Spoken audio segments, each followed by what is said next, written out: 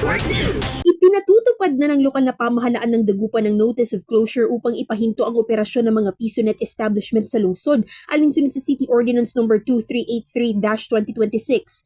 Ayon sa pamahalaang lungsod, napansin nilang may mga mag-aaral na napapabayaan ng kanilang pag-aaral, nasasayang ang oras at nalalantad sa mga sitwasyong maaaring magdulot ng pang-aabuso at iba pang panganib dahil sa labis na paggamit ng PisoNet. Nakasaad din sa ordinansa ang legal na batayan ng pagpapatupad ng Notice of Closure, pati na ang pananagutan ng sino mang magtatangkang alisin o sirain ang naturang abiso. Nagbigay rin ang lokal na pamahalaan ng 5 araw sa mga operator upang maibalik sa mga tunay na may-ari ang mga PisoNet machine. Yan yung ordinance prohibiting the operation of PisoNet and similar coin-operated computer rental establishment within the city of Dagupan.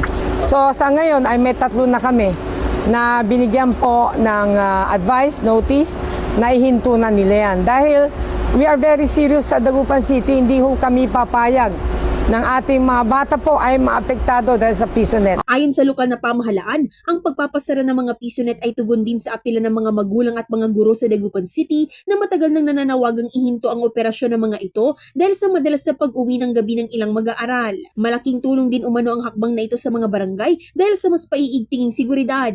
Makikipagtulungan din ng mga opisyal sa tuloy-tuloy na monitoring at foot patrol upang matiyak na naipatutupad ang ordinansa. Alam nyo, maganda ito, lalong-lalo na biglaan. Makakatulong sa amin sa barangay para maalis lahat yung mga PisoNet na pinaka-importante ang PisoNet. Magiging katuwang naman ng Philippine National Police sa pagpapatupad ng epektibong pagmumonitor ng pagsasara ng mga PisoNet establishment. Distribute po natin sila sa mga barangay, especially sa may mga schools na barangay para magkaroon tayo ng enhanced police visibility sa mga schools po natin. Magko-comply naman umano ang ilang operators sa nakasaad sa Notice of Closure. Willing po sir na mag-comply na sa closure ng PisoNet.